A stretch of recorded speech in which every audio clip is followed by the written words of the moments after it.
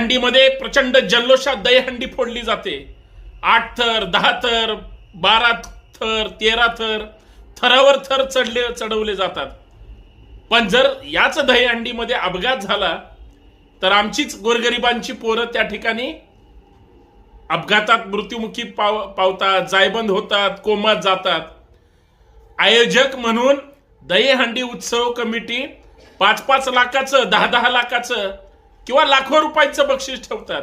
पण ज्या दिवशी दहीहंडी फोडण्यासाठी सगळ्यात वरच्या थरावर आयोजकांची, नेत्यांची मुलं ज्यावेळेस चढतील आणि ज्यावेळेस नेत्यांची मुलं वर चढल्यानंतर दहीहंडी फोडतील त्यावेळेस आपला खरा हिंदूंचा हा दहीहंडी उत्सव महत्वाचा मानला गेला पाहिजे. कारण मरायला आमची आणि लांबून तमाशा बघायला तुमची अशी पोरं काही कामाची नाहीत, हे लक्षात ठेवा.